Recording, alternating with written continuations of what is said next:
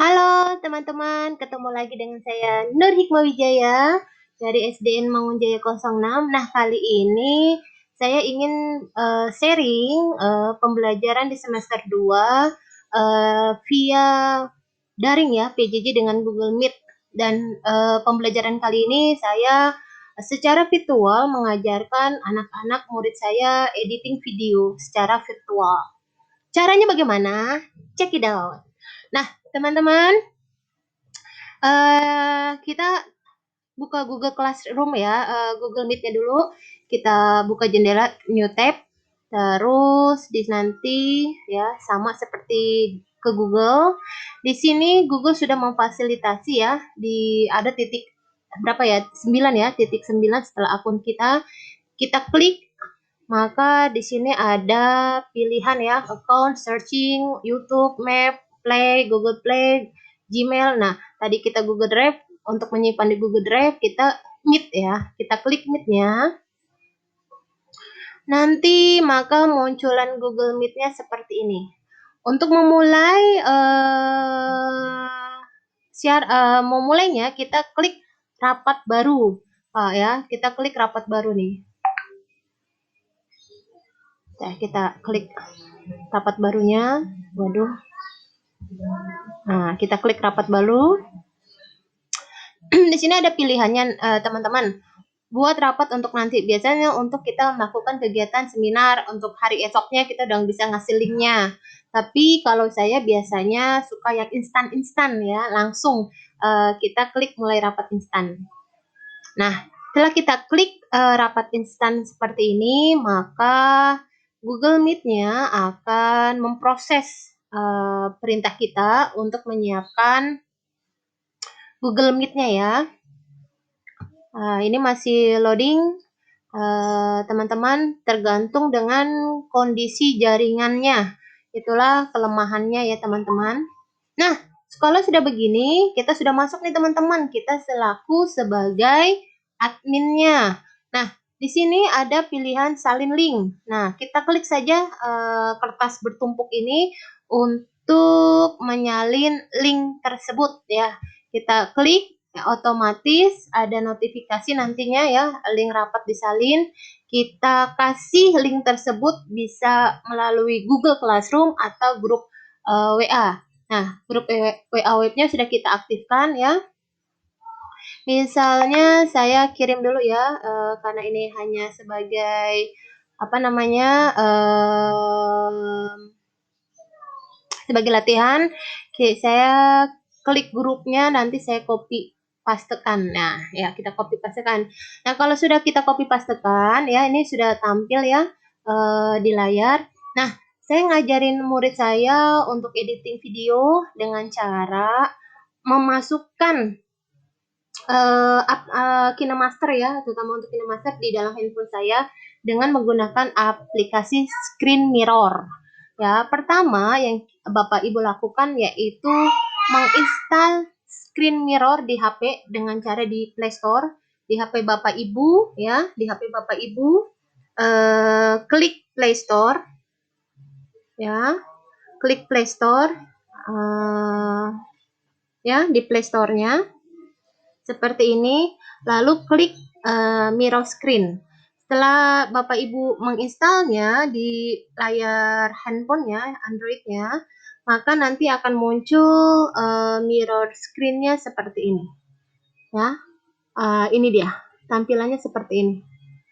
Nah, setelah terinstall, silakan Ibu Bapak buka mirror screen-nya. Ya, tampilannya seperti ini. Nah, nanti untuk memulainya ada tombol merah di sini nih. Kita klik ya, maka nanti tampilannya seperti ini ya. Kita lewatkan. Nanti dia bentuknya barcode, men-scan barcode. Nah, seperti ini. Setelah Bapak Ibu bisa melakukan itu, kita kita koneksikan di laptop kita, yaitu klik di Google mirror screen ya. Ini saya sudah ada mirror screen. Setelah tampilan seperti ini, kita milih screen mirror ya, mirror screen, screen mirror. suka terbalik-balik saya, pada intinya sama saja. Nah, seperti WA web Bu, kita scan mirror screen-nya. Nah, kita scan ya.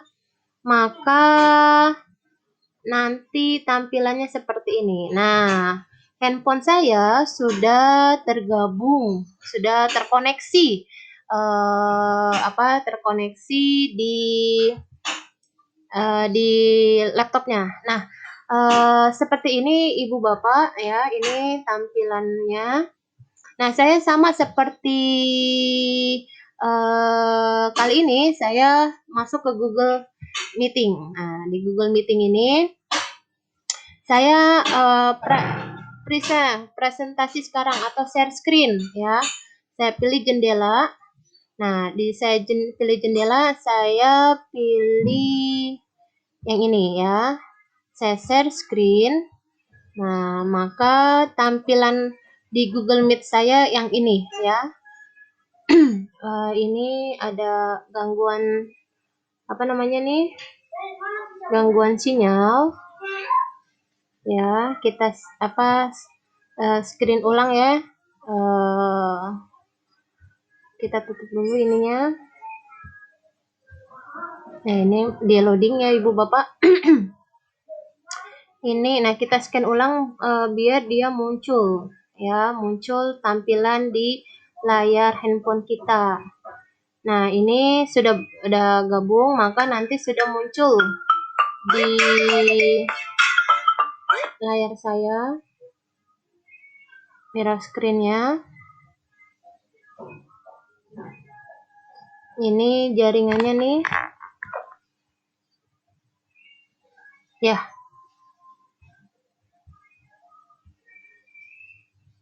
Ya.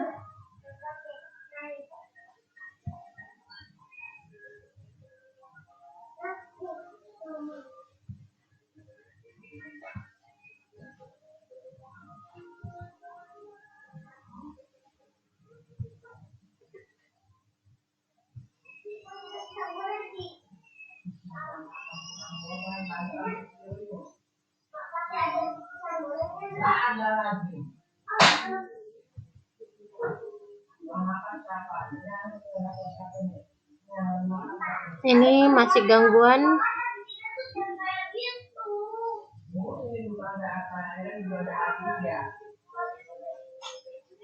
Tampilannya saya seperti ini.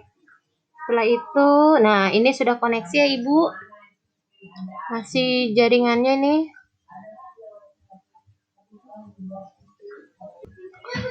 Nah, kita lanjutin ya. Setelah handphone kita terkoneksi di layar laptop kita, baru kita ajarkan ke anak murid kita, yaitu untuk mengklik KineMaster-nya. Nanti tampilannya seperti ini.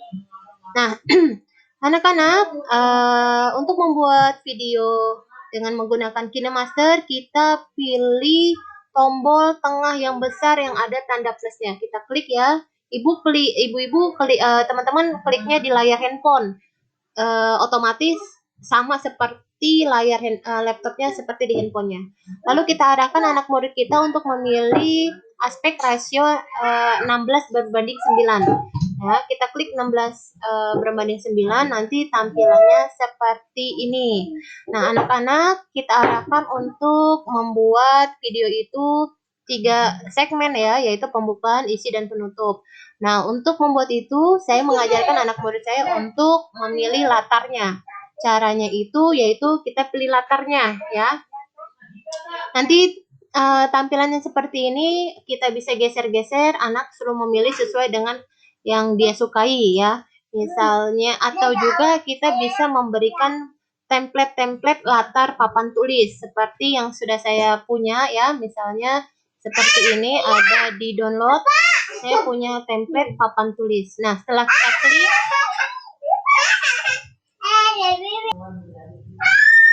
dan seterusnya sampai jadilah video tersebut. Ya. Nah, itulah pembelajaran saya selama PJJ ini, virtual ini. Sehingga anak-anak secara langsung berinteraksi sama saya memang sebelumnya pasti kita bikin komitmen kelas terlebih dahulu ya. Komitmen kelasnya yaitu selama pembelajaran online, anak untuk sudah tahu unmute mikrofon, dan bila ada ingin bertanya, anak-anak itu sudah tahu dengan mengaktifkan mikrofon, menutup mikrofonnya bila tidak ada keperluan, sehingga kegiatan Google Classroom itu tidak bising. Awal-awal pelajaran memang masih berat ya di semester 1, tapi setelah semester 2 kita sudah mengetahui aturan masing-masing dengan Google Classroom-nya. Begitupun juga untuk mengupload tugas menggunakan Google Drive. Di semester 1 memang berat dilatih per anak, tapi di semester 2 karena sudah terbiasa, mereka tidak memiliki kendala lagi, sehingga pembelajaran bisa lebih optimal dibandingkan dengan semester 1. Begitu cara saya di pembelajaran saya di semester kedua ini. Dengan Google Meet saya bisa berinteraksi langsung dengan anak, menilai anak, membaca, dan untuk kegiatan menulis misalnya dengan video-video yang mereka kembangkan. Salah satu hasil karya anak saya adalah sebagai berikut. Ya, di sini saya akan tampilkan beberapa hasil karya anak saya dengan menggunakan pembelajaran tugasnya paper to digital. Dari kertas saya ubah ke dalam bentuk digital ya, sehingga saya bisa dari video-video itu bisa mengukur sejauh mana pemahaman mereka, sejauh mana tulisan mereka, penggunaan huruf besar, huruf kecil, terus dengan video yang diisi suara mereka, saya bisa mengetahui cara membaca mereka dan lain-lainnya. Nah, ini tampilan berapa folder murid saya. Kita lihat yang tugas keberapa ya. Kita lihat tugas yang kedua dulu. Ya, banyak. Ini sudah ada tugas 1, tugas 2, tema 6 ya, yang ada tema 7, ada review literasi ya. Ini masih loading. Kita tunggu sebentar. Ini masih loading, teman-teman. Ya, seperti itu. Kita coba lagi ya. Kita lihat tugas yang ke-1 boleh deh. Ini kita tutup dulu. Karena banyak jendela yang terbuka ini. Nah, ini sudah dia mau loading. Kadang gangguan. Ini saya tutup dulu screen mirrornya. Ini Google Meet-nya kita tutup dulu. Ya. Dan ini tampilan di dalam folder Google Drive saya ya. Oh, ini ada yang ASEAN nih ya. Nah, anak ini ada video yang masih manual, dan ini ada video yang sudah menggunakan beberapa aplikasi. Ini peranan aktif Indonesia ya di dalam ASEAN. Ini kita buka sebagai salah satu contohnya.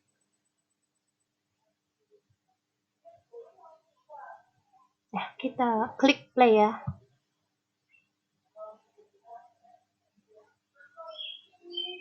Masih loading.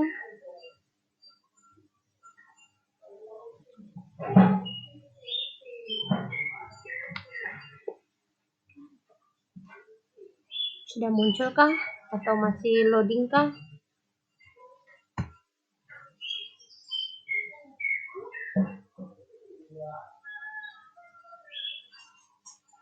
Oh, masih loading.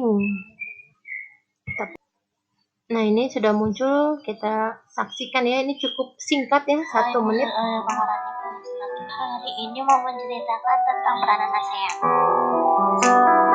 ASEAN adalah singkatan dari Association Southeast Asian Nations yang dalam bahasa ini sudah diperhimpun bangsa-bangsa Asia Tenggara merupakan sebuah organisasi internasional yang beranggotakan negara-negara di wilayah Asia Tenggara.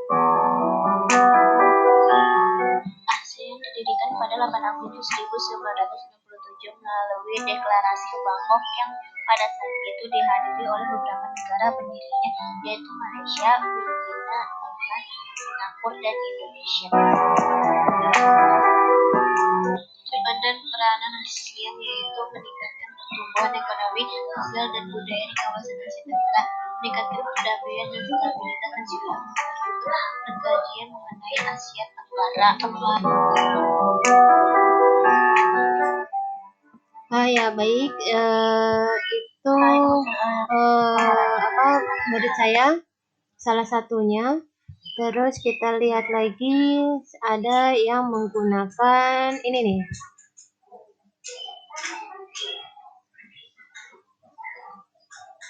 Kita play ya. Jadi dari video-video itu mereka belajar ya, membaca lagi, mengkonsep video yang akan dia buat, menuliskan apa yang materi yang ingin dia ulang setelah kita di Google Meet membahas bersama. Jadi untuk anak-anak yang tidak bisa didampingi orang tua bisa kita dengan Google Meet. Kita play. Assalamualaikum warahmatullahi wabarakatuh. Nama saya Ramzi Alinsyah, nomor 20. Peranan Indonesia dalam ASEAN. Indonesia adalah salah satu pelopor berdirinya ASEAN. ASEAN merupakan organisasi kerjasama regional di bidang ekonomi dan geopolitik di kawasan Asia Tenggara. Keberadaan ASEAN sesuai dengan sikap politik Indonesia, yaitu bebas dan aktif. Bebas sedangkan aktif artinya turut serta dalam mengucapkan perdamaian dunia. Organisasi ini didirikan berdasarkan Deklarasi Bangkok pada 8 Agustus 1967 di Bangkok, Thailand. Pada waktu itu 5 menteri luar negeri dari 5 negara menandatangani deklarasi tersebut. Kelima menteri luar negeri tersebut yakni Adam Malik dari Indonesia, Narcisco Ramos dari Filipina, kemudian Anak juga bisa belajar bendera ASEAN. Raja Ratman dari Singapura, dan Thanat Thomas dari Thailand. Peranan aktif Indonesia dalam ASEAN.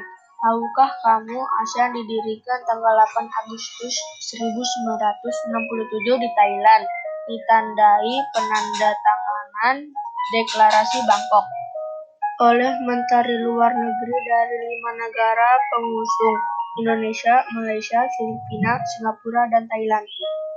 Indonesia menjadi penengah konflik antara Vietnam dan Kamboja sejak tahun 1987 hingga akhirnya pada tahun 1901 kedua negara sepakat untuk berdamai. Indonesia menjadi mediator perjanjian damai. Moro National Front Liberation pemerintah Filipina sejak 1993 hingga disepakati perjanjian damai. Pada 2003, Indonesia mengusulkan pembentukan komunitas ASEAN pada KTT ASEAN 9 di Bali. Usulan tersebut mencakup peningkatan di bidang keamanan, sosial budaya, dan keamanan. Menggelar pertemuan khusus yang membicarakan tentang bagaimana mengatasi gempa bumi dan tsunami. Pertemuan tersebut diadakan pada bulan Januari 2005. Indonesia menjadi tuan rumah KTT ASEAN 19 pada tahun 2011 dan menyepakati ASEAN sebagai kawasan bebas nuklir, Southeast Asian Nuclear Weapon Free Zone. Terima kasih. Wassalamualaikum warahmatullahi wabarakatuh. Oke, teman-teman, saya mengubah konsep pembelajaran anak SD, tidak juga disuapin ya, tapi karena udah sistem kita transformasi 4.0, anak bisa mencari, mengembangkan materi pembelajarannya. Apalagi dengan selama di BDR. Kalau guru membuat konten, itu udah biasa, dan bahkan kadang kalau kita guru yang membuat konten belum tentu bisa semua anak memahaminya. Tapi kalau misalnya anak yang membuat konten pembelajarannya itu sendiri, tanpa dia sadari, secara otomatis dia belajar materi itu tersebut, dan itu lebih bermakna karena dia langsung by doing.